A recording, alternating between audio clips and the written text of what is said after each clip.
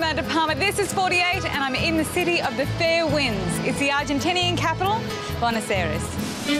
This metropolis of 50 million saw decades of corrupt military rule end in 1983. But the promised better life was lost in the 2001 economic crisis. We have all the possibilities to be like a great country.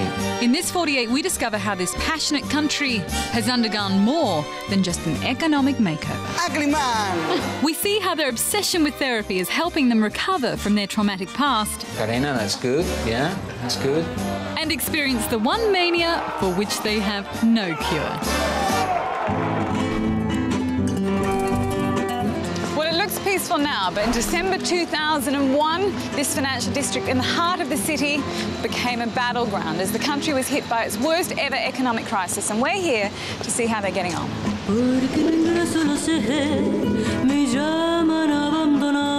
There she is. Hi! How are you? Good. One kiss. One kiss. Not two kisses. Not two kisses. Men can be very glad if you do, but it's just one kiss. Well, it's good to see that everybody's kissing again, because certainly during the economic crisis there were some very angry people here. Yeah, and very sad people too, you know. Back when it was a crazy time, wasn't it? During the demonstration, it was amazing, you know. And this is where it all happened right here, isn't it? Yeah, it is. Tear gas, police, riot. It was a premonition of the crisis facing Europe now. Argentina's vast national debt caused a currency collapse, and banks locked people out.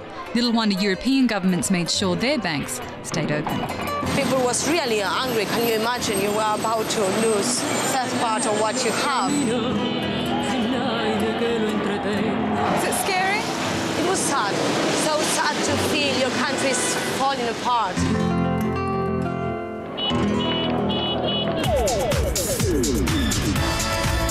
10 years on and the economy is in revival, and that's not all. Ooh, we're back in the 1970s. Yeah. The Bowen Hotel is one of the businesses pioneering a new model. Yeah, very disco hotel. In 2003, their former employees broke in and took over. Las alfombras las lavamos de rodillas, the carpet con on their cepillo de knees. mano. It was with water on their hands. Las manos. Not anymore. Look at those hands now.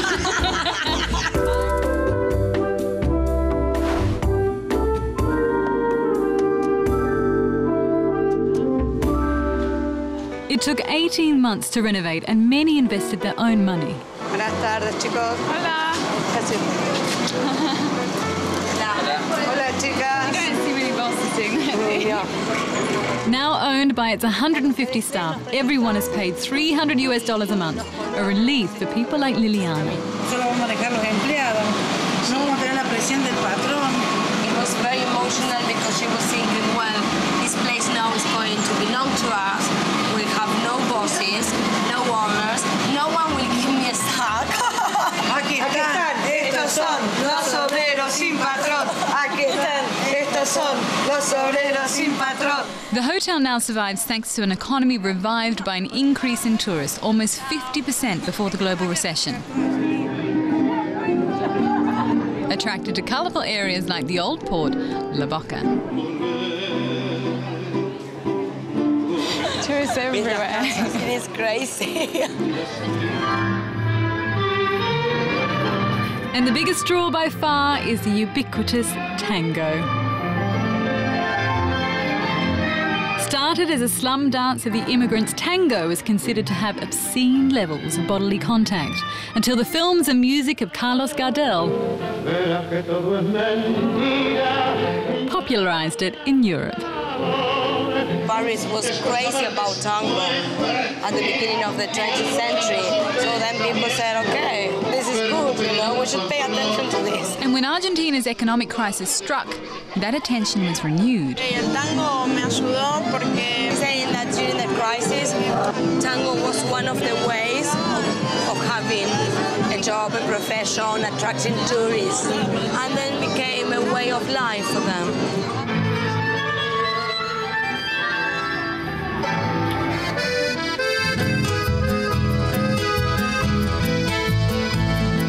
Tango made it out of the slums a century ago, but for many modern-day Argentines, conditions have got worse. Hola. Macarena had brought me to a shanty town. Oh my gosh. Miguel. To meet the Armera family, all 15 of them. Thank you for having us. Sí, gracias por recibirnos. They live in a makeshift house of just a few rooms. Sí, acá están mis nietos. Grandchildren, and then her own children. And life's never been easy for them. They have no roof. But before 2001, they had jobs and a house in a better neighborhood. Do you have electricity? Yeah. Sí. ¿La luz? Sí. Sí, tenemos. They bring it from the street. When we heard about the economic crisis, we saw the riots and we heard about the middle class, but we didn't realize how badly it was affecting the poor people. Yeah. She used to work in migrations, cleaning migrations department. And in the atomic center. She cleaned here. When you visit neighborhoods like this, you realize that the biggest damage is done in people that belongs to this class. People like the Armeras went from working class to underclass. Edith and her 4 daughters are now among the 9,000 cartoneras, people who collect and sell recyclable rubbish from the city.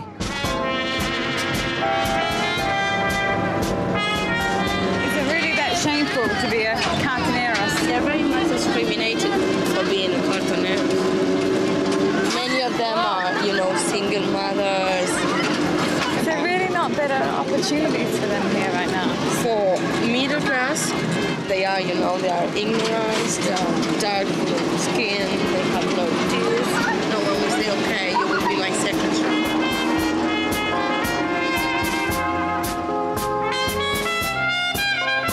They each work a separate part of the wealthy district of Palermo. We'll walk towards Palermo with Edith, Myra. Myra!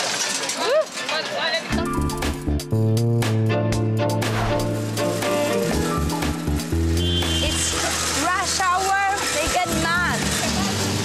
19-year-old Myra has been a cartonera since she left school at 16 to have a child. Plastic, metal, glass. I'm actually starting to heave. When you're a little girl, what did you want to grow up and do? She wanted to be a teacher in kindergarten. Y tenés ilusión de poder hacerlo. Locals complain they create a mess, but cartoneras represent the city's main recycling effort. What does she do for fun? She goes dancing. So she good dancer? Dice si sos buena o bailando. Good. You gonna show me? Sí. Okay. Sí, señorita. Oh my goodness. We got food. We should race them down the street. Hey, go! After 5 hours' work, these sacks will be sold to middlemen for just $4 each. Oh, I'm gonna get up there.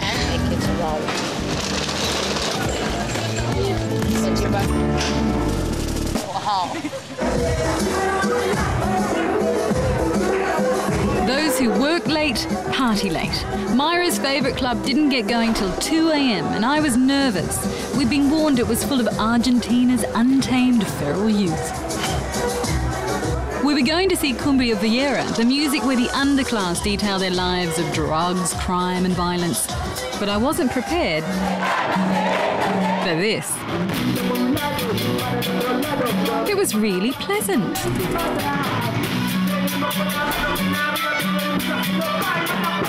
Cumbia Villera is Colombian folk as rewritten by shantytown dwellers and frowned upon by the middle classes. When I heard about your music, I was told that it was for the low classes, that there was a dangerous element, and I had to be careful, and it was really nice. In fact, if I ever get married, they could be my wedding band. Dice que si alguna vez se casan, los va a invitar a que toquen en su casamiento. No, en fiesta. They played in rich people's party, and at the very beginning when they arrived, people look at them like, oh gosh, and then they are all dancing, hey, come on!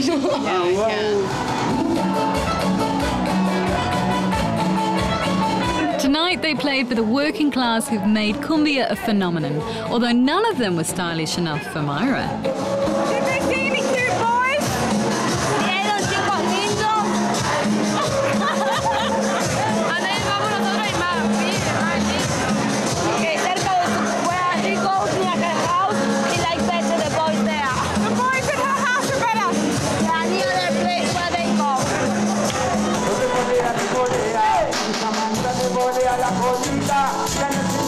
Like tango before it, cumbia's on the brink of crossing over.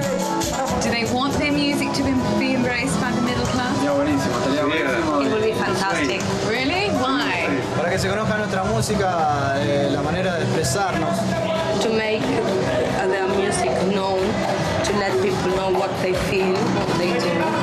También para que vean que gente de abajo puede hacer cosas. And so as to show that Llevar la bandera, decir, bueno, ve que se puede, vamos, are able contagiemos. to do good things and to succeed. But success brings responsibility. That's my wedding band. So at 4 a.m, it's off to bed.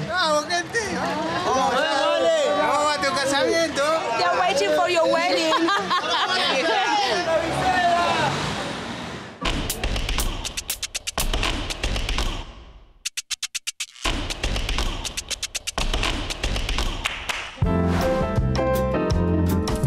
Day 2 and we were back in Palermo, not to sort rubbish, but to observe the beautiful people. Argentines think they're the best-looking people in the world, and they'd also swear they're the most vain. Traumatic for those who grow up feeling ugly. So you think you were that ugly? When I was in school, my classroom said, you're very ugly, you're very idiot. Oh my God. Yes. So you believe that people who are very attractive should be taxed higher than people who are ugly? Yes, it's very important. This sounds crazy. Come on. It is crazy. Yeah, come on. Las personas atractivas tienen una autoestima alta porque It desde says that beautiful people grow up with a high self-esteem. is ugly is a people very poor. What is that about? I mean, look, beautiful people. The beautiful They're beautiful. Okay, the beautiful Wow. What is this place? A clothes shop. Only beautiful people go here. Yes, the most beautiful. Are you beautiful? I think. Gracias. Ciao. A very real pressure to be beautiful puts Argentines among the world's top users of cosmetic enhancement. What did you have physically changed about you? Implante capilar? You had implants? Yes. It looks very natural. Optic surgery. You had your eyes lasered? Yes. The women in Argentina are looking for the attractive men. Or rich ones. Rich one, yes. Rich one is very important. I don't have money. But it's accepted that men with money enhance their status with far better-looking girlfriends. This is a couple about a famous actor Argentino and the beauty famous Argentino. And are they openly beautiful people? The man is considered like not that beautiful, you know, a kind of ugly man. But his wife is really beautiful. Does he think that Argentina is more beauty obsessed than other countries? Sí. Es más, esta nota la hago porque sos linda, si no, no te He's la hubiera just dado. doing this interview because you are beautiful. If not, you no. Do you see His women? wife? His wife is very wife? important. Can we have it? Because I can't believe that we're stalking attractive people. Right. Models like his wife Denise are often blamed She's beautiful. for Argentina's anorexia problem, second only to Japan. She says it started in the market and model-obsessed 1990. Hubo una década en la que ser modelo era... Models were modeling, being actresses, being presenters, being I was lucky modeling. to be a model in that time. Gonzalo agreed. He thought the result was this. The world's only Barbie makeover shop, surely harmless fun. When you think about when you want to grow up, what would you want to be? Linda. Beautiful. She's beautiful, but you're very good at maths, so maybe you could be a mathematician. Por ahí puede ser una matemática. Sí. fantasy woman. It's impossible. But it does exist. Never in the world. We just saw a woman. It does exist, though. Estoy en la casa del diablo. He said, this is devil's house. You wait till you have a daughter, Gonzalo. You wait. It was time for us girls to take our revenge. I in prison. Oh, blue is so you. Like in the glitter. Do you feel beautiful? Ugly man. Yeah, no, ugly. Next to the district specialising in vanity and conceit is the one dedicated to talking about it. We call it Villa Freud, like Freud's neighborhood, because there is a great amount of therapists working here and in the surroundings. You love your therapists here, don't you? Yeah, people love it. In fact, there are more therapists here per capita than in any other city. Wow. And after his traumatic morning, we thought Gonzalo could do with one. Who painted this? They are mine. Was this a dream? He wants to psychoanalyze you. Kind of. Kind of. Luis has spent the last 6 years using his art to probe the Argentine psyche. We'll begin with a scribble. Close your eyes and let the pen run through the paper any way you want. With our eyes closed, yeah? With the eyes closed, yes. But Gonzalo didn't seem ready to be probed. Are your eyes closed? Close, yes. You were supposed not to know what you were doing. You're drawing things. He's been drawing. Macarena, that's good. Yeah, that's good. You're doing great, Amanda. That's fantastic. Yeah, that's just the way it should be done. So, okay, you can color it as you wish. Amazingly, this was considered threatening behaviour under the military junta that ruled Argentina between 1976 and 1983. What was the military saying about psychotherapy? The main idea, if you live under a military regime, is that you don't think. If you go to a psychologist and he helps you to think about certain issues, then you can rebel. And that's why so many therapy groups were seen as terrorists. Crayon users aren't persecuted nowadays, but the people still face serious problems. No, no, no! Tell me some of the things that you think are specific to Argentinian society right now. The economic situation, it's always a big problem, so, you know, people usually come because they feel very anxious that they're going to lose their jobs. We have all the possibilities to be a great country, but we go up and then we go down again. And you think it makes people very unstable here? Obviously. It also creates people who speak very eloquently about their feelings. It reminds me of a dream, and it was huge sunflower in a huge tree. There was a big eye. In your scribble, you found something that relates to a dream you had, Yeah. and that perhaps was significant for you. So what would you say about your scribble? Perhaps that's my dad.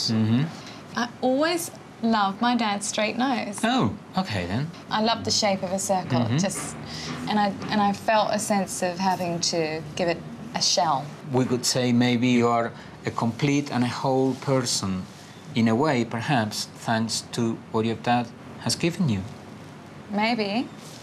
But there's got to be a problem in there. As we know, Gonzalo wasn't short of problems.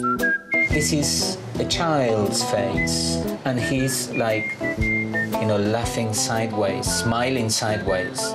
Yeah. When I was a child, the people laughed at me. Laugh at you. Because my face was very strange. It's all traumatic. You do need art therapy, actually. Yeah. With a year's work, you'll be fine. Yeah. Okay.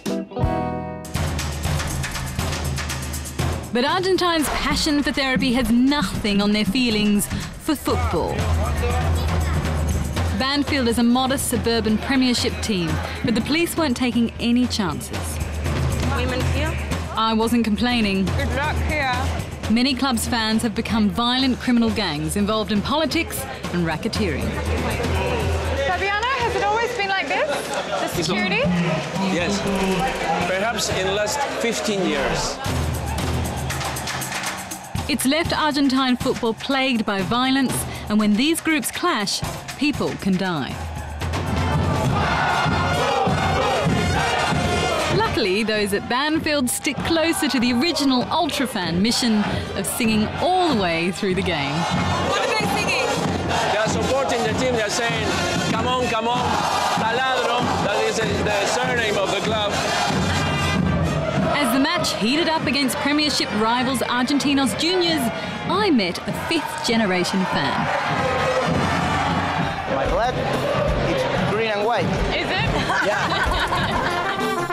We are crazy, in a good way. Not violence, no kill persons, just the express of the loveness. See, the loveness, that's good word. I love this one. See, what we hear now about Argentinian football is that there is a lot of craziness, that there is a lot of violence.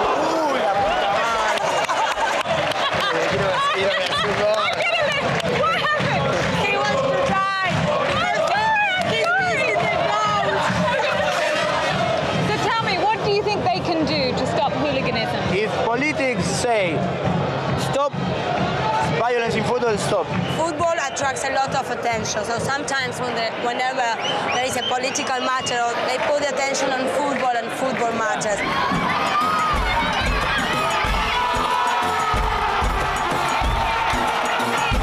What is it about football in this country? Argentina is a mix of culture. Yeah. Many people come from the ships. Yes, the immigrants. Exactly.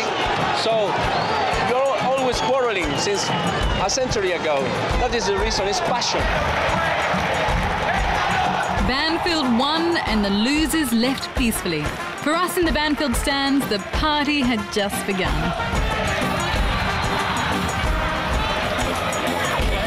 Did you like it? It's the first time that a team that I've rooted for has actually won. this is a celebration in itself. What did we win? 3-1. 3-1. Woo! That is the end of my 48 hours in Buenos Aires. Is there anything else you could fit into the day? Maybe. Tango? Bit of tango. Midnight tango? Never know.